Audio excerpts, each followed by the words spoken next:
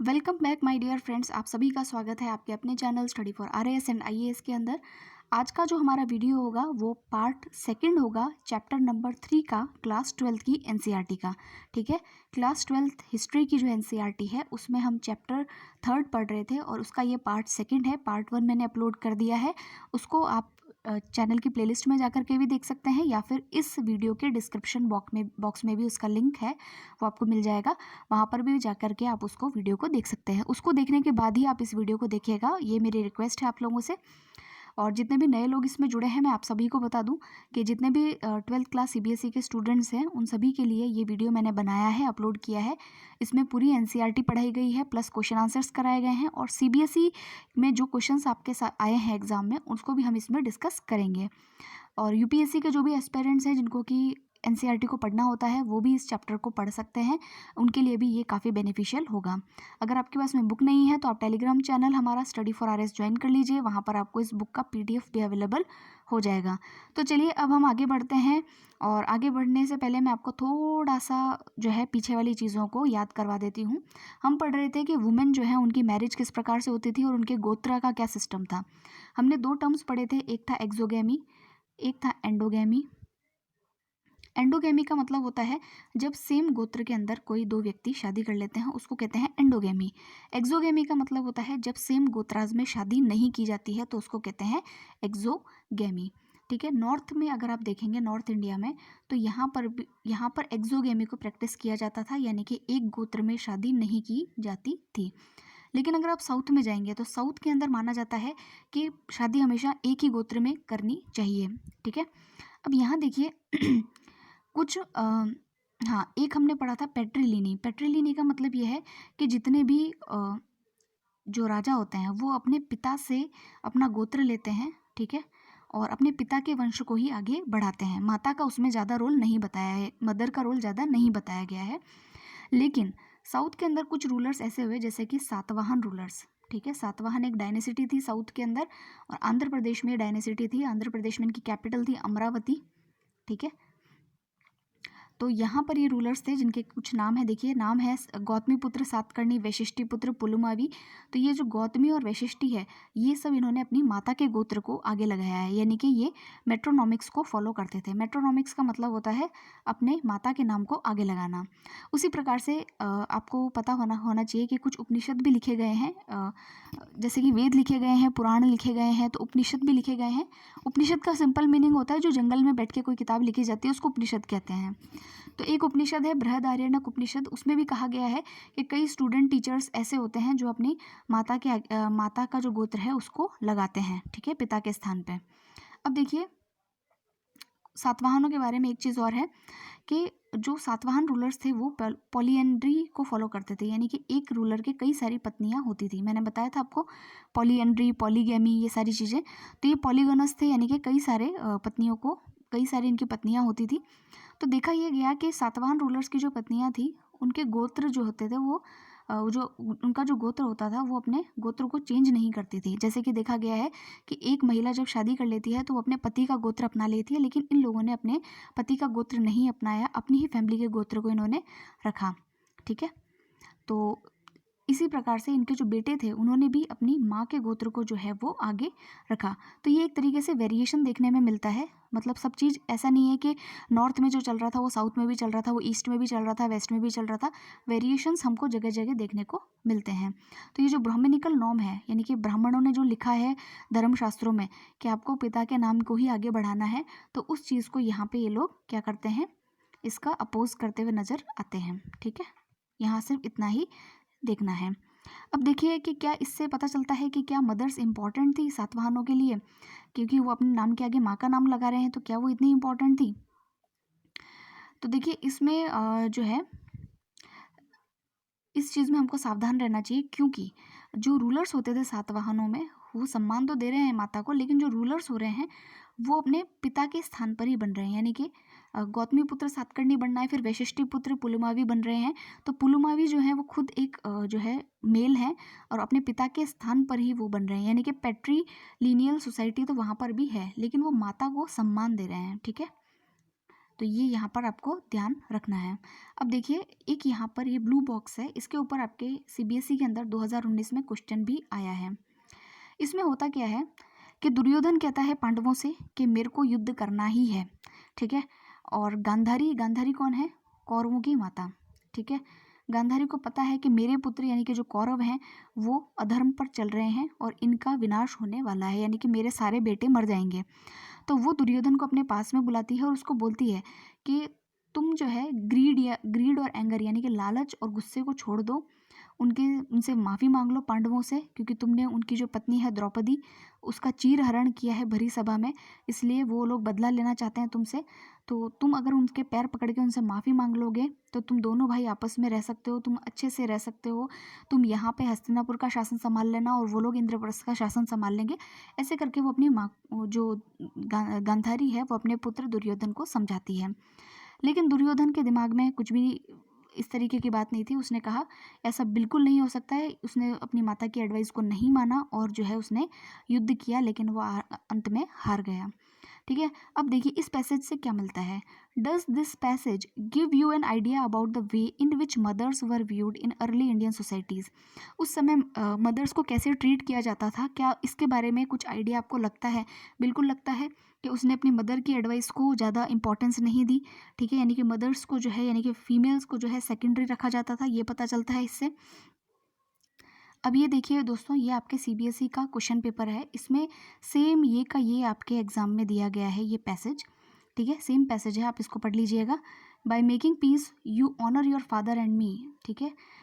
गांधारी जो है अपने पुत्र दुर्योधन को समझाती है कि तुम अगर पीस मेंटेन कर लोगे यानी कि शांति प्रस्ताव भेजोगे पांडवों के पास, तो हम दोनों की, तुम्हारे पिता की और मेरी दोनों की प्राइड जो है बरकरार रहेगी, आराम से तुम जीना, वरना तुम्हारी मृत्यु हो जाएगी, वगैरह वगैरह जो भी मैंने समझाया वो सब चीज़ें हैं। देखिए Duryodhana did not listen to the advice and fought and lost the war. Analyse Gandhari's concern for her eldest son Duryodhana. इसका एनालिसिस करना है आपको। How do you think that greed and anger are the vices that overcome the senses of man? कैसे जो गुस्सा और जो लालच होता है वो कैसे इंसान की मति भ्रष्ट कर देता है, वो आपको समझाना है, ठीक है। Explain the wise suggestion Gandhari gave to her son. कौन सा सजेशन है जो गांधारी अपने पुत्रों को देती है? वो यही कहती है कि पीस मेंटेन कर लो, इससे तुम्हें धर्म और अर्थ, ठीक है, प्रॉफिट भी होगा और तुम्हारा धर्म भी बचा रहेगा, तो ये तुम कर सकते हो। तो ये सारे आंसर्स इसी के अंदर दे रखे हैं फ्रेंड्स, तो ये मैं सोचती नहीं हूँ कि आपको करवाना चाहिए। अगर आपको लगता है फिर भी कि मेरे को इसका आंसर देना चाहिए तो आप कमेंट सेक्शन में मुझे कमेंट कीजिएगा। नेक्स्ट जो सबसे इम्पॉर्टेंट टॉपिक है फ्रेंड्स, वो है आपके social differences within and beyond the framework of caste. अब कास्ट के बारे में हम पढ़ेंगे और कैसा सोशल डिफरेंसेस कास्ट के कारण जो है सोसाइटी में क्रिएट हुआ था, ये हम देखेंगे। देखिए कास्ट का क्या मतलब होता है। कास्ट का अब जो मतलब होता है वो ये है कि अगर आप किसी ब्राह्मण के घर पैदा हो रहे हैं तो आप ब्राह्मण कहलाएंगे, क्षत्रिय के घर पैदा हुए तो क्षत्रिय कहलाएंगे, शूद्र के घर पैदा हुए तो आप शूद्र कहलाएंगे, वैश्य के घर हुए तो वैश्य कहलाएंगे, ठीक है। अगर आप शूद्र के घर पैदा हुए हैं लेकिन आप में बहुत टैलेंट है, जैसे कि कर्ण, महारथी कर्ण के अंदर था, ठीक है, महारथी कर्ण के अंदर था, तो उनके वो धनुर्विद्या में अर्जुन से भी ज़्यादा जो है माहिर थे, लेकिन क्योंकि वो एक सूत पुत्र थे। सूत क्या होता है? वो एक सूत पुत्र थे, इंग्लिश में लिखेंगे सुता, ठीक है। यानी कि जो चैरिटियर होता है उसको कहते थे सूत, यानी कि जो रथ को चलाता था उसको कहते थे सूत।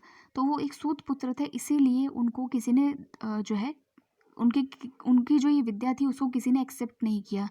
गुरु द्रोणाचार्य जो थे उन्होंने महारथी कर्ण को जो है शिक्षा देने से भी इनकार कर दिया। लोगों ने उनकी शिक्षा को नहीं माना, लोगों ने उनको जो है रिस्पेक्ट नहीं किया, उनके आर्चरी का जो आर्ट था उसको रिस्पेक्ट नहीं किया और उनको हमेशा सूत पुत्र कहा, ठीक है। यानी कि पता चलता है कि कास्ट जो है कितनी जड़ें जमाए हुए बैठा था। अब देखिए जो कास्ट सिस्टम है उसके अंदर जो धर्मशास्त्र और धर्म सूत्र हैं इनके अनुसार कुछ आइडियल ऑक्यूपेशन बताए गए हैं कास्ट के हिसाब से, ठीक है। और ये मैंने आपको पिछली बार अभी जो फर्स्ट मैंने आपको वीडियो अपलोड किया था फर्स्ट पार्ट, उसमें मैंने आपको बताया भी था कि एक वेद है जिसका नाम है ऋग्वेद, उसके अंदर भी ऑलरेडी बताया जा चुका है कि जो आपकी कास्ट है उसके हिसाब से सॉरी उस ऋग्वेद में बताया जा चुका है कि 4 वर्ण हैं जिसके हिसाब से आपको ऑक्यूपेशन करना होता है। वो 4 वर्ण कौन कौन से हैं, अगर आपको याद है तो आप ज़रूर से कमेंट में मुझे लिख के बताइएगा। तो देखिए आइडियल ऑक्यूपेशन कास्ट के हिसाब से क्या है कि जो भी क्षत्रिय होंगे उनका ऑक्यूपेशन क्या होगा कि उनको जो है वॉर में इंगेज रहना है, लोगों की रक्षा करनी है, जस्टिस करना है, ठीक है, वेदों को स्टडी करना है वगैरह वगैरह, ठीक है। और सेक्रीफाइसेस करने हैं, यानी कि जो रिचुअल्स होते हैं, यानी कि आपको कर्मकांड करने हैं, आपको दान दक्षिणा करनी है, ये सारे काम कौन करेंगे? क्षत्रियास, ठीक है। जो सेकंड वाले हैं जिनका कि नाम है आपका ब्राह्मण्स, ब्राह्मण्स क्या करेंगे? ये लोगों को विद्या देंगे, लोगों के यहाँ पे कर्मकांड करेंगे। कर्मकांड का मतलब होता है जो ये यज्ञ हवन वगैरह जो होते हैं वो सारे काम करना। फिर होता है आपका वैश्यास। वैश्यास क्या करेंगे कि आपके जितना भी व्यापार होता है वो ये लोग करेंगे, यानी कि मनी को अर्न करना।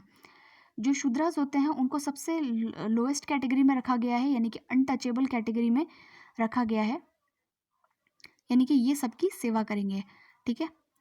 अब देखिए यहाँ पर ब्राह्मण्स जो थे, जो ब्राह्मण थे, उन्होंने एक बहुत ही इस जो ये पूरा जाति सिस्टम है इसको बनाए रखने के लिए उन्होंने जो है कई स्ट्रेटजीज़ को फॉलो किया, ठीक है।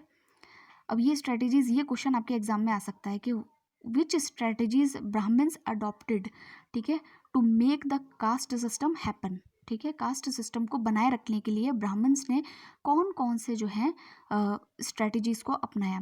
तो देखिए उन्होंने क्या किया कि सबसे पहले तो उन्होंने क्या किया कि जो वर्ण ऑर्डर है, उन्होंने कहा कि जो ये वर्णों का सिद्धांत है, मैंने बताया था ना 4 वर्ण है, ब्राह्मण, शूद्र, वैश्य और ये क्षत्रिय वगैरह, ये जो है डिवाइन ओरिजिन से है। डिवाइन यानी कि भगवान ने बना करके भेजा है। अब भगवान ने बना करके भेजा है तो आप कैसे मना कर सकते हो भाई, ठीक है। तो ये इन्होंने पहला काम तो ये किया। दूसरा काम इन्होंने क्या किया कि इन्होंने जितने भी राजा थे, क्योंकि ये राजाओं के अंडर में रहते थे ब्राह्मण, और राजा लोग इनको गिफ्ट भी देते थे और इनकी बात भी मानते थे, तो इन्होंने राजाओं को कहा कि आप जो है वर्ण सिस्टम को अपने स्टेट में अप्लाई करो, ठीक है। जो इसको फॉलो नहीं करता उसको दंड दो, ठीक है। और फिर उन्होंने जो है जो लोग थे, थर्डली उन्होंने क्या किया कि they attempted to persuade people that their status were determined by their birth, कि उन्होंने लोगों से भी ये कहा कि तुम्हारा स्टेटस जो है वो तुम्हारे जन्म से पता चलेगा, ठीक है। However this was all not always easy, so prescriptions were often reinforced by stories told in the Mahabharata and other text. हालांकि ये काम उन्होंने किया लेकिन ये इतना ईजी नहीं था। अगर आप किसी व्यक्ति को जाके कहोगे कि तुम एक शूद्र के घर पैदा हुए हो तो तुम शूद्र ही हो, तुम जो है नालियाँ साफ करो, तो वो आपकी बात माने ये ज़रूरी नहीं था, ठीक है ना। तो ऐसे उदाहरण आपको महाभारत में भी कई देखने को मिलेंगे। अब आपको मैं कहानी बताऊंगी एकलव्य की, ठीक है, तो वो हम अब पढ़ेंगे। यहाँ देखिए आप, अब यहाँ पे जो ब्लू बॉक्स है इसमें डिवाइन ऑर्डर वाली बात को समझा रहा है, ये जो हमने यहाँ पढ़ा उसी को यहाँ समझा रहा है कि to justify their claims, Brahman often cited a verse from the hymn in the पुरुष सूक्त known in ऋग्वेदा। मैंने आपको ये फर्स्ट पार्ट में ही बता दिया था कि ऋग्वेद के अंदर एक पुरुष सूक्त नाम का चैप्टर है, ठीक है। अब ब्राह्मण्स कहते थे कि ऋग्वेद के अंदर, ऋग्वेद क्योंकि वेदों को जो है ना, वेद डिवाइन ऑर्डर के माने जाते हैं क्योंकि वेदों को ब्रह्मा जी ने खुद लिखा है, भगवान ने लिखा हुआ माना जाता है, इनफेलिएबल है, ये किसी व्यक्ति ने नहीं लिखे, भगवान ने खुद लिखे हैं, ठीक है। तो अब इन्होंने बता दिया ना ब्राह्मणों ने कि भाई जो वेदों में लिखा है वो तो सत्य ही है, और वेद किसने लिखे हैं? भगवान ने खुद लिखे हैं। और वेदों के अंदर लिखा है पुरुष सूक्त के अंदर कि भाई जो है ब्रह्मा जी की जो, ये देखिए यहाँ पे देखिए, ब्रह्मा जी के जो माउथ है वहाँ से ब्राह्मणों का जन्म हुआ है, आर्म्स जो है वहाँ से क्षत्रियों का जन्म हुआ है, थाइज से वैश्यों का जन्म हुआ है, और फीट से जो है शूद्रों का जन्म हुआ है। इसलिए शूद्रों को जो है लोगों की सेवा ही करनी चाहिए, ठीक है। तो ये क्वेश्चन आपसे पूछा जा सकता है, इसको आप जो है ध्यान में रखिएगा। सो फ्रेंड्स ये देखिए, ये आपका 2019 का सीबीएसई का पेपर है और इसमें क्वेश्चन पूछ भी लिया है उसने कि explain any two strategies evolve by the Brahmans to enforce varna order during the Mahabharata period. Mahabharata काल में वर्ण सिस्टम को जो है बनाए रखने के लिए ब्राह्मणों ने क्या स्ट्रेटजीज जो है वो अपनाई थी। तो हमने 3 स्ट्रेटजीज पढ़ी हैं, 2 ही पूछी हैं, आप 2 लिख सकते हैं, कोई सी भी जो आपको पसंद आ जाए। पहला लिख देना कि उन्होंने जो है इसको डिवाइन ऑर्डर से जोड़ दिया। उन्होंने कहा कि भाई ऋग्वेद के पुरुष सूक्त में पहले से लिख रखा है कि वर्ण सिस्टम होते हैं तो तुमको इसको फॉलो करना चाहिए। दूसरा उन्होंने क्या कहा, जितने भी राजा महाराजा थे यानी कि किंग्स थे उनको उन्होंने परसुएड किया कि भाई आप जो है इस चीज़ को फॉलो करवाइए, ठीक है। और तीसरा उन्होंने क्या किया था कि लोगों को उन्होंने फोर्स किया कि तुम इस वर्ण सिस्टम को मानो, कि तुम जिस घर में जन्मे हो उसी हिसाब से तुम्हारी जाति तय होती है।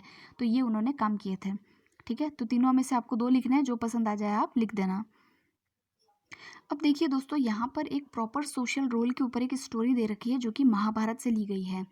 एकलव्य की स्टोरी मैं आपको सुनाती हूँ। देखिए एकलव्य जो है एक निषाद होता है। निषाद का मतलब जो कि एक हंटिंग कम्युनिटी को बिलोंग करता था, ठीक है, यानी जंगलों में रहता था और हंटिंग कम्युनिटी से बिलोंग करता था। इसने क्या किया, ये गुरु द्रोण यानी द्रोणाचार्य से शिक्षा लेना चाहता था, क्योंकि गुरु द्रोणाचार्य थे वो पूरे आर्यव्रत के अंदर सबसे क्या कहें तगड़े वाले गुरु थे, ठीक है, सबसे अच्छा पढ़ाते थे वो, ये समझ लीजिए। तो वो शिक्षा लेना चाहता था, ठीक है। अब गुरु द्रोणाचार्य जी जो थे उन्होंने कौरवों और पांडवों को शिक्षा देना शुरू किया। तो पहली चीज़ तो उन्होंने ये व्रत लिया था कि भाई मैं शिक्षा दूंगा तो सिर्फ राजपुत्रों को ही दूंगा, ठीक है। दूसरा उन्होंने ये कहा, अर्जुन उनको बहुत पसंद आ गया तो उन्होंने अर्जुन को प्रॉमिस कर दिया था कि मैं तुमको पूरी दुनिया का सर्वश्रेष्ठ धनुर्धारी बनाऊंगा, ठीक है, तुमसे ज़्यादा अच्छी आर्चरी और कोई नहीं करेगा। ये उन्होंने वचन दे दिया। अब वचन दे दिया तो उससे पलट नहीं सकते। अब एक दिन हुआ क्या कि एकलव्य जो है उसको वो जो है गुरु द्रोणाचार्य की मूर्ति बना करके और उसके सामने प्रैक्टिस किया करता था। उसको लगता था कि ये गुरु हैं और मैं अपने हिसाब से प्रैक्टिस कर रहा हूँ। तो ये जो पांडवों और कौरवों के जो शिक्षा चल रही थी तो वहाँ एक डॉग था उन लोगों का ही, वो इस एकलव्य को देख करके, क्योंकि एकलव्य ने डियर स्किन पहन रखी थी, तो उसको देख करके उसके तरफ भौंकने लगा। एकलव्य को गुस्सा है, एकलव्य ने जो है उसके मुंह में तीर जो है चलाए, उसके मुंह को इस तरीके से तीरों से बींधा कि वो ना तो मरा लेकिन उसका भौंकना बंद हो गया। जब वो कुत्ता वापस लौट करके आया तो पांडवों को देख करके बड़ा अचरज हुआ कि यार ऐसा कौन सा धनुर्धर है जिसने इसको मारा भी नहीं लेकिन इसका मुंह भी बंद कर दिया। फिर वो उसको देखने के लिए जंगल में गए। जब जंगल में गए तो उनको दिखा कि भाई यहाँ पर इस प्रकार का आर्चर है। उन्होंने जाकर गुरु द्रोण को बताया। द्रोण ने सोचा कि ऐसा कौन सा भाई धनुर्धर आ गया। गुरु द्रोण जब वहाँ गए तो उसको लगा कि यार वाकई में ये तो बहुत ज़्यादा बड़ा धनुर्धर बन सकता है। एकलव्य ने कहा कि भाई मैं आपको टीचर मानता हूँ, आप मुझे भी शिक्षा दीजिए। लेकिन गुरु द्रोण ने वहाँ पर अपने धर्म का पालन नहीं किया और उन्होंने कहा कि तुम एक काम करो, अगर मुझे तुम गुरु मानते हो तो मुझे गुरु दक्षिणा दो। तो उसने कहा ठीक है मैं गुरु दक्षिणा दूंगा। तो उसने ऐसे कहा एक काम करो, तुम अपने राइट जो थंब है उसको काट करके मुझे गुरु दक्षिणा में दे दो। उसने बिना कोई क्वेश्चन पूछे अपने अंगूठे को काट करके दे दिया। यानी कि यहाँ से ये पता चलता है कि गुरु द्रोणाचार्य ने अपने दो प्रिंसिपल्स जो उन्होंने जो प्रतिज्ञाएं ली थी, पहली प्रतिज्ञा तो क्या थी कि सिर्फ राजपुत्रों को ही पढ़ाऊंगा, और दूसरी प्रतिज्ञा ये थी कि अर्जुन को ही सर्वश्रेष्ठ धनुर्धारी बनाऊंगा। उसको उसको जो है रखने के लिए, उस बात को रखने के लिए उन्होंने एकलव्य के साथ में अन्याय कर दिया। तो ये एक एक्सर्प्ट है, आपको समझ में आ गया होगा। इसको पूरा पढ़ लेना इंग्लिश में जो लिख रखा है, मैंने आपको कहानी बता दी। अब देखिए इसमें कहा गया है कि what message do you think this story was meant to convey to the Nishada. देखिए निषाद क्योंकि एक तो शूद्रों में आते थे, ठीक है, तो उनके साथ यहाँ भेदभाव हुआ। What message would it convey to the Kshatriya, क्षत्रियों के लिए क्या मैसेज कन्वे होता है? क्षत्रियों के लिए मैसेज कन्वे होता है कि जो अदर जो कम्युनिटी में पैदा होता है उसके अंदर भी जो है समान कैपेबिलिटी हो सकती है, कैलिबर हो सकता है। Do you think that Drona act as a Brahman was acting according to the Dharma Shastra Sutras when he was teaching archery? क्या आपको लगता है कि आर्चरी सिखाते वक्त जो गुरु द्रोण है जो कि एक ब्राह्मण है, उन्होंने सही आचरण का प्रयोग किया, धर्म शास्त्रों के हिसाब से उन्होंने आचरण किया? तो हम कह सकते हैं कि नहीं किया। क्यों? क्योंकि एक टीचर का धर्म होता है कि वो सभी को बिना जातिगत भेदभाव के पढ़ाए, ठीक है, यही उनकी मृत्यु का कारण भी बनता है। इसलिए मैं कह रही हूँ कि आप महाभारत ज़रूर देखिएगा, बहुत इंटरेस्टिंग है, काफ़ी आपको मज़ा आएगा और आपको कई चीज़ें जो है वहाँ पर मतलब जो आपके दिमाग में क्वेश्चंस चलते हैं ना वो आपको वहाँ पर उसका आंसर ज़रूर मिलेगा। मैं आपको एक चीज़ और बताती हूँ दोस्तों कि महात्मा गांधी जो थे वो खुद कहते थे कि जब भी मुझे ऐसा लगता है कि मैं फंस गया हूँ, मुझे कुछ समझ नहीं आ रहा कि मुझे क्या करना चाहिए, तो मैं गीता पढ़ता हूँ। जब मैं भगवत गीता पढ़ता हूँ तो मुझे मेरे सारे क्वेश्चंस के आंसर ऑटोमेटिकली मिल जाते हैं। तो मैं आपको ये कहूँगी कि आप गीता तो नहीं पढ़ सकते, आपको उसको पढ़ने में समय लगेगा, समझ में भी कमी आएगी। आप महाभारत को देखिए, आप इसको देखेंगे, वो ज्ञान आप देखेंगे, उस चीज़ को समझने की कोशिश करेंगे तो आपको ज़रूर से जो है एक नई दृष्टि मिलेगी, एक नया विज़न मिलेगा चीज़ों को समझने का। चलिए आगे चलते हैं। तो ये हो गया आपका एक्सर्प्ट। अब देखिए नॉन क्षत्रिय किंग्स, ये बहुत इंपॉर्टेंट टॉपिक है, यहाँ से क्वेश्चन जरूर बनता है, तो इसको आप ध्यान से पढ़िएगा कि क्या कुछ ऐसे लोग भी हुए जो क्षत्रिय तो नहीं थे लेकिन फिर भी राजा बन गए, ठीक है, बने थे। मैं आपको फिर से एक उदाहरण देती हूँ, पहले तो महाभारत का दे देती हूँ। कर्ण जो था, ठीक है, वो एक सूत पुत्र था, ठीक है। हालांकि अगर आपको मैं ओरिजिनली बताऊं तो जब कुंती अविवाहित थी तो उसने जो वो मंत्र उसको दिया गया था कि भाई तुम इस मंत्र का उच्चारण करके किसी भी देवता को याद करोगे तो वो तुम्हें एक पुत्र दे देगा। तो उसने उसको आजमाने के लिए सूर्य भगवान का आह्वान किया था। तो वो कंवारी थी उस समय, और उस समय उनको कर्ण की प्राप्ति हो गई। तो उन्होंने सोचा कि भाई अब ये मेरे को कंवारेपन में मिला है तो लोग मुझ पे हंसेंगे, ताने मारेंगे कि भाई इसको जो कुंवारेपन में ही एक बच्चा हो गया, तो उन्होंने उसको जो है त्याग दिया था। तो ये वही कर्ण है, ये किसी सूत को मिला और सूत ने इसको पाला, इसलिए इनको सूत पुत्र कर्ण कहा जाता है। ठीक है, तो अब देखिए कुछ हाँ, फिर जो कर्ण होता है इसको दुर्योधन जो है अंग का राजा बनाता है। अंग एक प्रदेश है, वहाँ का राजा बनाता है, यानी कि शूद्र होकर भी वो राजा बनता है। ठीक है, या बनाया जाता है। अब नेक्स्ट देखिए कि क्या कुछ राजा ऐसे हुए हमारे हिस्ट्री के अंदर भी जो कि शूद्र होते हुए भी राजा बने। देखिए जो मौर्यास थे, मौर्य में आपको पता है चंद्रगुप्त मौर्य, अशोक वगैरह, ये सारी जो हैं इनके लिए हिस्ट्री बहुत डाउटेड है। इनको कहा जाता है कि ये जो है शूद्र थे। ठीक है, कुछ लोग इनको वैश्य वर्ग से बताते हैं, कुछ क्षत्रिय बताते हैं, लेकिन मोस्टली लोग इनको कहते हैं कि ये शूद्र थे। ठीक है, अब देखिए अगर आपसे कोई क्वेश्चन पूछे कि क्या नॉन क्षत्रिय किंग भी बने, तो आप लिख सकते हैं हाँ, क्योंकि मौर्यास जो हैं उनको जो जितने भी आपके ब्राह्मणिकल टेक्स्ट हैं वो उनको कहते हैं कि ये लो ओरिजिन से थे, यानी कि शूद्र थे, लेकिन जो बुद्धिस्ट टेक्स्ट हैं वो कहते हैं कि ये क्षत्रिय थे। उसके अलावा देखिए मौर्यों के बाद में आते हैं शुंग और कन्नब।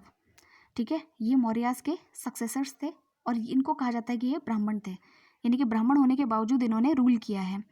ठीक है, in fact political power was effectively open to anyone who could muster support and resources and rarely dependent on the birth as Kshatriyas. यानी कि ये कहने का मतलब ये है कि ज़रूरी नहीं है कि क्षत्रिय होने पर ही वो राजा बनेगा। अगर उसके पास में पावर है, अगर उसके पास में रिसोर्सेज हैं, तो अगर वो किसी भी ओरिजिन से था वो पॉलिटिकल पावर को अपने अंडर में कर सकता था। अदर रूलर्स के बारे में देखिए, सच एज शक who came from central Asia. शक रूलर्स हुए थे जो कि सेंट्रल एशिया से आए थे, उनको म्लेच्छ कहा जाता था। म्लेच्छ, म्लेच्छ का मतलब होता है नीचे कुल का। ठीक है, उनको म्लेच्छ कहा जाता था और उन्होंने जो है म्लेच्छ का मतलब होता है नीचे कुल का या बारबेरियन या आउटसाइडर। ठीक है, ब्राह्मणों ने अपने टेक्स्ट में शकों को जो है, जो शक हैं उनको म्लेच्छ कहा है, यानी कि ये बारबेरियन है। बारबेरियन का मतलब क्या होता है, बर्बर जातियाँ हैं। ठीक है, और ये आउटसाइडर हैं, यानी कि सेंट्रल एशिया से थे तो इसको आउटसाइडर भी कहा है। तो इनका एक शक्तिशाली राजा हुआ जिसका नाम था रुद्रदामन। ठीक है, शक रूलर था रुद्रदामन। ठीक है, इसको जो है क्योंकि ये एक तो नीचे कुल का था, लेकिन इसने फिर भी जो है इसकी प्रशंसा होती है। क्यों, ये 2nd सेंचुरी सीई का है ना, कॉमन ईरा का, उस समय का, इस समय इसने रूल किया था। एक फेमस लेक थी सुदर्शन लेक, उसको इसने रिकंस्ट्रक्ट करवाया था और इससे पता चलता है कि ये जो है काफ़ी पावरफुल रूलर उस समय हुआ था। ठीक है, It is also interesting that the best known ruler of Satvahan dynasty, Gautamiputra Shri Satakarni, claimed to be both a unique Brahman and a destroyer of the pride of Kshatriyas. He also claimed to have ensured that there was no intermarriage amongst members of the 4 Varnas. At the same time, he entered into a marriage alliance with the king of Rudradaman. देखिए इससे पता चलता है कि जो रुद्रदामन था वो एक ब्राह्मण था। ठीक है, रुद्रदामन नहीं, सॉरी, जो सातवाहन किंग है आपका गौतमीपुत्र सातकर्णी, ये जो है एक अपने आप को यूनिक ब्राह्मण बताता था। ठीक है, और उसने बताया था कि खुद को वो कहता था, क्लेम करता था कि मैं जो है क्षत्रियों के प्राइड का डिस्ट्रॉयर हूँ। लेकिन फिर भी इसने और हाँ, एक इंटर मैरिज जो होती है ना आपस में वर्णों के बीच में मैरिजेस, उसको इसने कहा था कि ये कभी भी नहीं करनी चाहिए। लेकिन फिर भी इसने खुद ने जो है एक मैरिज अलायंस किया था रुद्रदामन, जो कि एक शक रूलर था, उसके फैमिली से। ठीक है, तो as you can see from this example, integration within the framework of caste was often a complicated process. The Satvahans claimed to be Brahmins, whereas according to the Brahmins, kings ought to have been Kshatriyas. They claimed to uphold the fourfold Varna order but entered into marriage alliance with people who were supposed to be excluded from the system. And as we have seen, they practice endogamy instead of the exogamous system recommended by the Brahmanical text. यानी कि अब आपको एक बहुत complicated process यहाँ पे नजर आएगा कि सातवाहन जो है खुद क्या थे, ब्राह्मण थे, लेकिन ब्राह्मण क्या कहते हैं कि रूलर कौन हो सकता है, सिर्फ क्षत्रिय हो सकता है। ठीक है, उसके अलावा ब्राह्मण्स क्या कहते हैं कि शादी हमेशा क्या होनी चाहिए, एक्सोगेमी, यानी कि सेम गोत्र में नहीं होनी चाहिए, लेकिन सातवाहनों ने तो की, और नीचे कुल में नहीं होनी चाहिए, लेकिन सातवाहनों ने तो की। ठीक है, तो ये सारी चीज़ें जो है कॉम्प्लिकेटेड प्रोसेस भी हमको देखने में आता है। ठीक है, जातीज एंड सोशल मोबिलिटी, ये भी इंपॉर्टेंट टॉपिक है फ्रेंड्स, इसको भी ढंग से पढ़िएगा। अब देखिए फ्रेंड्स, जातीज एंड सोशल मोबिलिटीज़ में क्या है, पहली चीज़ तो आप ये समझिए, एक जाति और वर्ण में क्या अंतर है। देखिए, वर्ण तो हमेशा ये कहता है कि भाई 4 ही वर्ण होते हैं, आपने पढ़ा होगा क्षत्रिय, ब्राह्मण, वैश्य और शूद्र। लेकिन जाति, कुछ लोग ऐसे हैं जो स्वर्णकार का काम कर रहे हैं, यानी कि सोने का यानी सुनार का काम कर रहे हैं, अब उसको किस जाति के अंदर डालें, ठीक है। मतलब काम भी अच्छा है लेकिन एक स्किल का काम है, तो इसको किस वर्ग में आप डालेंगे, ठीक है। तो ब्राह्मणों ने क्या किया कि इस प्रकार के जो उनके वर्णों के अंदर जो लोग फिट नहीं हो रहे थे ना, उनको उन्होंने फिट कर दिया जातीज के अंदर कि ये एक अलग जाति बन चुकी है, ठीक है। कुछ जातियाँ जो होती थी उनको जो है गिल्ड्स या फिर श्रेणी भी कहा गया है। ये आपसे पूछा जा सकता है कि श्रेणी या गिल्ड का क्या मतलब होता है। तो देखिए, कुछ ऐसे क्राफ्टमैन होते थे, ठीक है, उन्होंने अपनी, जैसे कि मान लीजिए सिल्क वीवर्स हैं, उसी का एग्जांपल आगे हम पढ़ेंगे। सिल्क वीवर्स हैं जो सिल्क वीविंग का ही काम करते हैं और वो काफ़ी पैसे वाले भी हैं, ठीक है। तो वो लोग क्या करेंगे कि अपने आप को जो है एक श्रेणी के अंदर या गिल्ड के अंदर, यानी कि अपने आप को मर्चेंट डिक्लेयर कर देंगे और अपनी एक खुद की गिल्ड या श्रेणी बना लेंगे, ठीक है। तो ये जाति में नहीं आएगा, इसको कहेंगे श्रेणीज, ठीक है।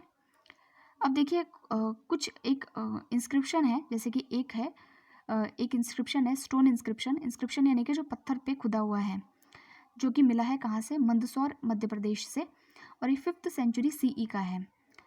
इसमें गिल्ड ऑफ सिल्क वीवर्स जो हैं उनके बारे में लिखा गया है, जो कि लाटा यानी कि गुजरात में एक जगह है, वहाँ पर ये लोग रहा करते थे।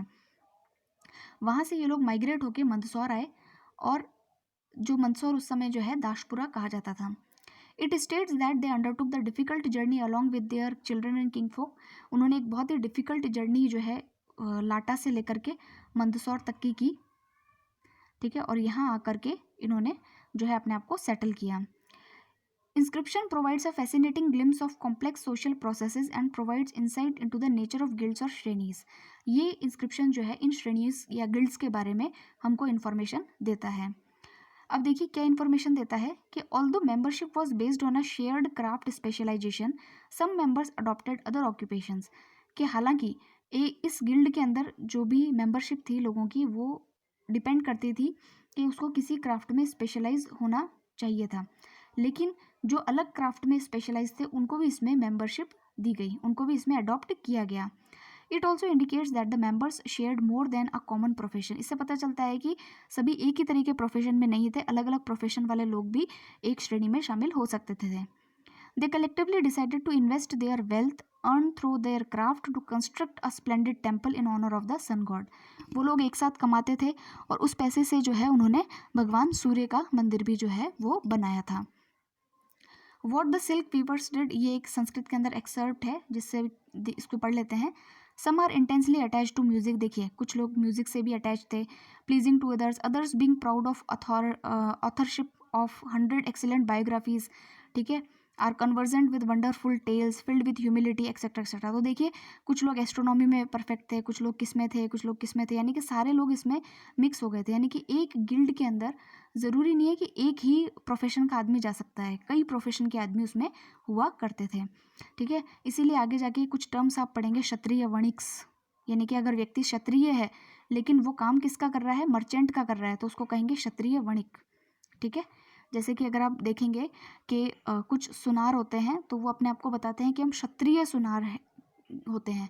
उसका क्या मतलब है कि वो क्षत्रिय थे लेकिन उन्होंने काम कौन सा अडॉप्ट किया, सुनारी का, मतलब जो गोल्ड जो होता है स्मिथ का, वो काम उन्होंने स्टार्ट किया, ठीक है। यानी कि प्रोफेशन चेंज कर लिया, जो प्रोफेशन है वो अपनी कास्ट के अकॉर्डिंग उन्होंने नहीं रखा, ठीक है। अब यहाँ पर देखिए एक केस है, ठीक है, ये मृचका टिकम एक बुक है, एक प्ले है, ड्रामा है, ठीक है। इसके हीरो का नाम है चारुदत्त, ठीक है। अब मृचका टिकम के बारे में आपसे पूछा जा सकता है, एग्जाम में पूछ लेंगे या फिर आप सोचोगे कहाँ से क्वेश्चन आया, तो क्वेश्चन इस ब्लू बॉक्स में से भी आता है, इसलिए इसको ध्यान से पढ़िएगा आप। तो देखिए मृचका टिकम जो है ये शूद्रक नाम के एक राइटर हुए, उन्होंने 4th सेंचुरी में लिखा है, ठीक है, 4th सेंचुरी CE के अंदर लिखा है। इसके जो हीरो हैं उसका नाम है चारुदत्त, ठीक है। और चारुदत्त एक कौन है, ब्राह्मण है, बाई कास्ट क्या है, ब्राह्मण है, ठीक है। एंड अ सर्तवाहा और मर्चेंट, और काम किसका करते हैं, मर्चेंट का, ठीक है। इसकी आगे भी स्टोरी होती है कि भाई ये शादी जो है वो किससे करता है, एक शूद्र जो लड़की होती है उससे करता है, तो वो अलग इसमें दे नहीं रखा है। लेकिन हम यहाँ ये देखते हैं कि चारुदत्त खुद तो एक ब्राह्मण है, लेकिन वो काम किसका कर रहे हैं, मर्चेंट का। ठीक है, तो ये इसके बारे में था। अब देखिए यहाँ पे क्वेश्चन क्या है, do you think the silk weavers were following the occupation laid down for them in the Shastras? No. ठीक है, they are not doing the same thing as laid down in the Dharmashastras. Now next है beyond the four varnas integration. इसमें क्या है, अब देखिए कुछ cast ऐसी थी या कुछ चीज़ें, कुछ लोग ऐसे थे जो बियॉन्ड फोर वर्णास हो गए थे। यानी कि अब बताइए कोई निषाद है अगर, तो वो किसी वर्ण में नहीं आता है, क्योंकि वो तो हंटिंग गैदरिंग वाली सिस्टम हो गई ना। तो आप उसको जो है प्रॉपर वैश्य कह सकते हो, क्षत्रिय वो है नहीं। भाई एकलव्य तीर चलाना जानता था, इसका मतलब ये नहीं था कि वो क्षत्रिय हो गया। ठीक है, और वो जो है एग्रीकल्चर नहीं करते थे, हंटिंग गैदरिंग पे डिपेंडेंट थे, तो आप उसको वैश्य भी नहीं कह सकते। किसी की सेवा वो करते नहीं थे तो शूद्र भी नहीं कह सकते। तो आप इसको किस कैटेगरी में डालोगे?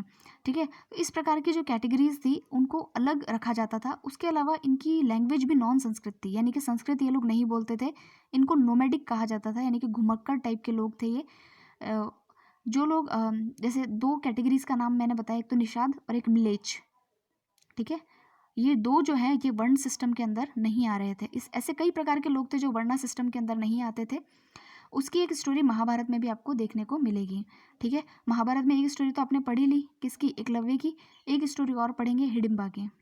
ठीक है, अब इस हिडिंबा के अंदर देखिए क्या होता है। जब दुर्योधन जो होता है उसको बहुत ज़्यादा गुस्सा आता है कि भाई इन पांडवों को मैं जो है राज्य नहीं दूंगा, तो वो जब युधिष्ठिर का युवराज अभिषेक होता है तो वो बहुत जल बुन जाता है। तो उसको लगता है कि अब इनको ऐसे तो मार नहीं सकते, तो इनके लिए कुछ और प्लान करना पड़ेगा। तो दुर्योधन क्या करता है, उनको कहता है कि भ्राता युधिष्ठिर, मैं चाहता हूँ कि आप पांचों भाई जो है हमारे प्रिय जो ताज श्री हैं, यानी पांडु जो थे उनकी जो वहाँ घूमने गए थे, कहाँ पर उसका नाम देखिए क्या था, लाक्षागृह जो है, वहाँ पर आपको जाना चाहिए वारणाव्रत के अंदर। तो युधिष्ठिर भोला भाला था, उसने कहा ठीक है चले जाएंगे, पिताजी की वहाँ पर स्टैचू बनी है तो उसको फूल माला चढ़ाए आएंगे, हम भी क्या है। तो वो पांचों भाई अपनी माता के साथ जाते हैं वारणाव्रत। वारणाव्रत में दुर्योधन ने उनके लिए एक लाक्षागृह बनाया होता है, यानी कि वो पूरा महल लाख और घास फूस से बना हुआ रहता है। ठीक है, तो जैसे ही पांडव वहाँ जाते हैं तो रात को क्या होता है कि जो पांडव होते हैं उनको मारने का प्लान होता है वहाँ पे दुर्योधन का। तो लाक्षागृह के अंदर आग लग जाती है, पांडव लेकिन एक सुरंग बना करके उस लाक्षागृह से बाहर निकल जाते हैं। कुंती कहती है कि दुर्योधन इतना दुष्ट है कि हमें मारने का प्रयास कर रहा है, तो हम अब दोबारा जाएंगे ही नहीं वहाँ, लोगों को सोचने दो कि हम मर गए। तो अब वो भागते भागते जो है एक जंगल के अंदर जाते हैं। वो हिडिंब का जंगल होता है, हिडिंब। ठीक है, हिडिंब वन होता है, उसका राजा होता है, उसका नाम होता है हिडिंब। ये एक राक्षस होता है। ठीक है, इसकी बहन होती है हिडिंबा। ठीक है, हिडिंबा जो है उसको भीम पसंद आ जाता है, और वो जो है कहती है कि तो देखिए उसमें अल्टीमेटली क्या होता है कि हिडिंबा को जो है भीम पसंद आ जाता है और वो प्रपोज करती है, कुंती को कहती है कि भाई मैं आपके पुत्र से शादी करना चाहती हूँ, ये वो करके कुंती मना कर देती है। लेकिन युधिष्ठिर कहता है कि ठीक है ऐसा किया जा सकता है। ठीक है, तो भीम जो होता है वो हिडिंबा के भाई हिडिंब का वध करता है और खुद जो है उस पूरे जंगल का राजा बनता है। लेकिन एक प्रॉमिस लिया जाता है कि भाई हम जो है इसको राजमहल में नहीं ले जाएंगे, किसको, हिडिंबा को। ठीक है, हिडिंबा और भीम का जो बेटा उत्पन्न होता है उसका नाम होता है घटोत्कच। ठीक है, और ये घटोत्कच प्रॉमिस करता है कि पिताजी अगर आपको कभी मेरी आवश्यकता पड़ेगी तो मैं आपके सामने ज़रूर से आ जाऊँगा। तो ये पूरी स्टोरी थी उसकी। तो अब देखिए कि यहाँ पर क्या लिखा गया है कि some historian suggest that the term rakshasa is use to describe people whose practices differed from those laid down in the Brahmanical text. ठीक है, यानी कि जो ब्राह्मणिकल टेक्स्ट हैं वो कहते हैं कि वे 4 वर्ण होते हैं, तो उन 4 वर्णों में तो ये भी नहीं आते, राक्षस भी नहीं आते थे। ठीक है, तो कुछ हिस्टोरियंस ने बताया है कि ये सारी चीज़ें इनसे अलग भी थी। अब इसमें एक क्वेश्चन पूछा गया है कि identify the practices described in the passage which seem non Brahmanical. Non Brahmanical कौन कौन से प्रैक्टिसेस हैं, पहले तो आप ये देखिए कि भीम की शादी, यानी भीम तो एक मनुष्य है, उसकी शादी किससे हो रही है, हिडिंबा से, यानी कि एक राक्षसी से। ठीक है, तो ये क्या है, नॉन ब्राह्मणिकल चीज़ हो गई, हुई कि नहीं हुई। ठीक है, तो ये वाली चीज़ आप इसमें लिख सकते हैं। नेक्स्ट देखते हैं beyond the 4 varnas subordination and conflict. Next देखिए friends, beyond the four varnas subordination and conflict. अब देखिए बियॉन्ड फोर वर्नास के अलावा कुछ ऐसे वर्ण थे जो ब्राह्मणों ने जिनको अनटचेबल यानी कि एक कैटेगरी बना दी थी, जिनको कि अनटचेबल कैटेगरी का जो है इन्होंने टैग लगा दिया था। ठीक है, ऐसे व्यक्ति जो कि कुछ लोगों को तो प्योर मानते थे, जो कि रिचुअल्स करते थे, जो कि धर्म वगैरह करते थे, उनको तो प्योर माना जाता था। लेकिन जो लोग ये नहीं करते थे उनको ये लोग कहते थे अनटचेबल। और अनटचेबल से ना तो खाना लिया जाता था, ना उनको देखा जाता था, ना उनको स्पर्श किया जाता था। ठीक है, और इन लोगों को जो है कहा जाता था चांडाल्स। क्या कहा जाता था? चांडाल्स। और ये सबसे जो आपकी पूरी हेरिडिटी या कैटेगरी है उसके अंदर सबसे नीचे जो है चांडालों को रखा गया। चांडालों को जो है सिटी के बाहर यानी गांव के बाहर जो है उनको घर बना के रहना पड़ता था। और मनुस्मृति के अंदर तो इनकी ड्यूटीज़ भी लिखी गई हैं। मनुस्मृति जो है उसके अंदर तो चांडालों की ड्यूटी भी लिखी गई है कि उनको जो है घरों के बाहर रहना पड़ेगा, उनको यूज़ किए हुए बर्तनों को यूज़ करना पड़ेगा, और जो कपड़े हैं उनको वो डेड एनिमल्स के यूज़ कर, डेड जो लोग हो जाते हैं उनके बर्तन और उनके कपड़ों को ही यूज़ करना पड़ेगा। उनके ऑर्नामेंट्स जो हैं वो आयरन के होंगे। और उनको जो है सिटी के अंदर रात को जो है ट्रैवल करने की आज़ादी नहीं थी। और इनका काम क्या था कि कोई भी अगर अनजान व्यक्ति है जिसकी मृत्यु हो जाती है तो उसकी बॉडी को जो है जलाने का सब काम जो है वो यही चांडालों का था। और कहीं कहीं तो ये तक लिखा गया है कि चांडालों को जो है क्लैप बजा करके, यानी कि एक चाइनीज़ राइटर आए थे हमारे इंडिया के अंदर जिनका नाम था फाहेन। फाहेन नाम था। इसको फाहेन को कहीं पर जायन भी लिखा जाता है। ठीक है, तो ये आए थे हमारे यहाँ पर कब? 5th सेंचुरी सीई के अंदर। उन्होंने खुद ने लिखा है कि जो अनटचेबल्स होते थे उनको जो है क्लैप बजानी पड़ती थी आने से पहले। जैसे मान लीजिए मेरे सामने अगर कोई अनटचेबल आ रहा है तो उसको पहले क्लैप बजानी पड़ेगी ताकि मैं उसको देख ना लूँ। ठीक है, क्योंकि देखने से भी क्या हो रहा है कि आंखें दूषित हो जाएगी। ठीक है, तो इतना अन्याय देख लीजिए उनके साथ में होता था। जो ज्वेन जेंग है यानी कि इसी को ह्यूनसांग भी कहते हैं, उन्होंने भी 7th सेंचुरी में ये चाइनीज़ पिलग्रिम थे। पिलग्रिम यानी कि जो धार्मिक तीर्थ यात्रा पे आते हैं ना, उन व्यक्तियों को पिलग्रिम कहा जाता है। तो ये यहाँ से चाइना से इंडिया आए थे और उन्होंने भी ये लिखा कि हमारे इंडिया के अंदर जो है एक ऐसी कैटेगरी है जिसको कि एग्जीक्यूशनर या फिर स्कैवेंजर कहा गया है, और उनको कहा जाता है कि आपको सिटी से बाहर ही रहना चाहिए। ठीक है, अब देखिए by examining non Brahmanical text. अब जितने भी ये जो फाहेन और जो ह्यूनसांग है या ज्यूनजांग है उसने जो भी टेक्स्ट लिखे ये नॉन ब्राह्मणिकल टेक्स्ट हो गए। ब्राह्मणों के ग्रंथ तो है नहीं, ये तो चाइनीज़ राइटर थे। ठीक है, उन्होंने चांडालों के बारे में जो लिखा, जो डिपिक्ट किया, उससे हिस्टोरियंस ने फाइंड आउट किया कि Chandalas accepted the life of degradation prescribed in the shastras.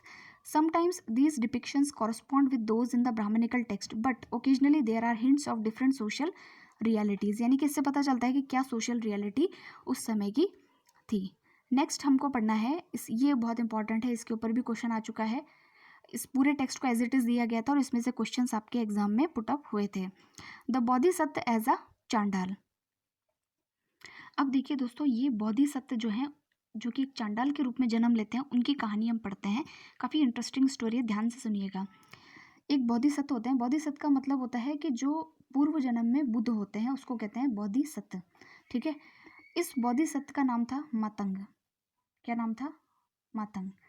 ठीक है, ये जो है बनारस के अंदर जन्म लेते हैं एक चांडाल के घर पे। ठीक है, होते तो बोधिसत्व हैं लेकिन जन्म लेते हैं चांडाल के रूप में। ठीक है, तो इनकी जो स्टोरी है वो आपके मतंग जातक जो है, जातक कथाएं पाली में लिखी गई हैं और ये बुद्धिस्ट टेक्स्ट हैं एक तरीके से। तो वहाँ पे ये स्टोरी हमको देखने को मिलती है। तो एक व्यक्ति होते हैं जिनका नाम होता है मतंग, और ये जो होते हैं एक बोधिसत्व होते हैं और जन्म कहाँ लेते हैं? बनारस के अंदर लेते हैं। ठीक है, और एक चांडाल के घर में लेते हैं, वहाँ इसका नाम रखा जाता है मतंग। ठीक है, अब एक दिन ये जो है सिटी के अंदर जाते हैं किसी काम से। वहाँ एक लड़की होती है जिसका नाम होता है दित मंगलिका। ये दित मंगलिका जो होती है ये एक मर्चेंट की बेटी होती है। वो मतंग को देख लेती है और देखने के बाद वो बोलती है कि अरे मैंने तो कुछ गलत या फिर पॉल्यूटिंग चीज़ देख ली। मतंग को इस बात पे गुस्सा आता है। मतंग जो है इस लड़की के घर के बाहर जाकर 7 दिनों तक जो है उपवास के लिए लेट जाता है। फिर उसके घर के लोग जो है इस दित मंगलिका को कहते हैं कि इसको अपने घर पे छोड़ के आओ। इससे माफ़ी मांगती है, इसको अपने घर छोड़ के आती है। लेकिन जब मतंग अपने घर आते हैं तो वो फिर सोचते हैं कि मुझे इस संसार का त्याग कर देना चाहिए और मुझे तपस्या करनी चाहिए। तो वो संसार का त्याग कर देते हैं और तपस्या करते हैं। उनको जब ज्ञान प्राप्त होता है तो वापस वो इस मर्चेंट की लड़की के पास जाते हैं और इस मर्चेंट की लड़की से वो शादी कर लेते हैं। ठीक है। उसके बाद में देखिए क्या होता है कि इनके एक पुत्र का जन्म होता है जिसका नाम होता है मांडव्य कुमार। ठीक है। उस बेटे का नाम क्या होता है? मांडव्य कुमार। ये 3 वेदों की शिक्षा ग्रहण कर लेता है और रोज 16,000 ब्राह्मणों को ये जो है खाना खिलाता है। एक दिन मांडव्य कुमार के यहाँ पर मतंग जो है यानी कि इसी का पिता एक बहुत ही बेकार सी ड्रेस में, फटी हुई ड्रेस के अंदर जो है दान मांगने के लिए आ जाता है।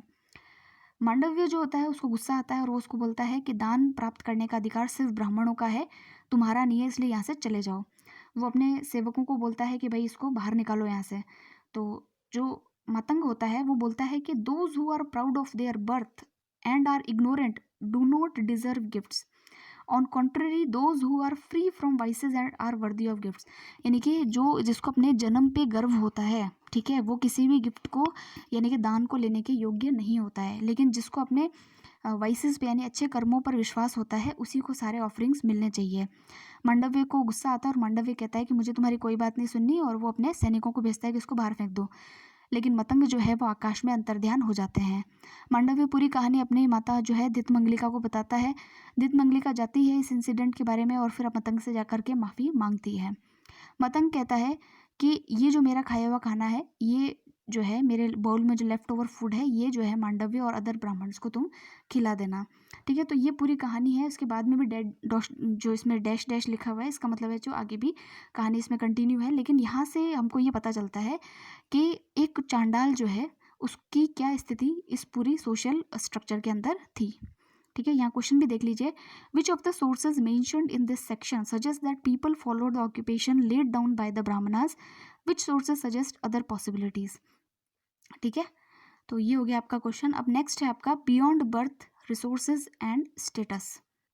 सो फ्रेंड्स, ये आपका सीबीएसई का क्वेश्चन है। सेम क्वेश्चन है जो हमने अभी पढ़ा है, उसके ऊपर क्वेश्चन पूछ लिया गया है 2019 में। देखिए ये पूरा का पूरा जो हमने अभी ब्लू बॉक्स पढ़ा था वो है, उसके ऊपर क्वेश्चंस देखिए। Why were Chandalas considered as the bottom of the social order. क्यों कंसिडर किए जाते थे? क्योंकि ये जो है मरे हुए व्यक्तियों को डिस्पोज ऑफ करना, उनकी बॉडी को डिस्पोज ऑफ करना, ये इनका काम था, तो इसीलिए इनको पॉल्यूटिंग माना जाता था, इनको देखना भी पॉल्यूटिंग माना जाता था। Why did Dittamangalika consider Matanga as inauspicious. ठीक है। इनऑस्पिशियस यानी कि अनलकी। ठीक है। अनलकी या जिसको अनडिजायरेबल, दितमंगलिका ने जब इसको देखा मतंग को तो अनडिजायरेबल क्यों माना, अनऑस्पिशियस क्यों माना? क्योंकि ये जो है एक चांडाल फैमिली से आता था, बिलोंग करता था। Interpret the feelings of Matanga from this source. जो मतंग है वो कहता है, उसकी जो फीलिंग्स है वो आपको बतानी है। देखिए चाहे वो बोधिसत्व ही था, लेकिन उसका जन्म इतना महत्वपूर्ण हो गया क्योंकि वो जो जन्म उसने चांडाल के घर लिया, इसलिए लोगों ने जो है उसको एक्सेप्ट नहीं किया। तो ये उसकी पूरी भावनाएं उसके मन में थी कि, और बाद में वो कहता भी है अपने बेटे को, मांडव्य को, कि इंसान जो है जन्म से अच्छा नहीं बनता है, वो अपने कर्म से अच्छा बनता है। ठीक है। तो ये सारी चीज़ें आपको इसके अंदर लिखनी है। सो फ्रेंड्स, इस चैप्टर को अभी हम यही ख़त्म करते हैं। थर्ड जो पार्ट होगा उसके अंदर हम नेक्स्ट जो इसका पार्ट है उसको कवर करेंगे। बने रहिएगा चैनल के साथ में और अच्छी तरीके से पढ़िएगा। मैंने अपना बेस्ट आपको एक्सप्लेन करने की कोशिश की है। अगर आपको फिर भी कोई प्रॉब्लम होती है तो आप कमेंट सेक्शन के अंदर ज़रूर से पूछिएगा मुझसे। I will be very happy to answer your questions. So stay tuned and all the very best.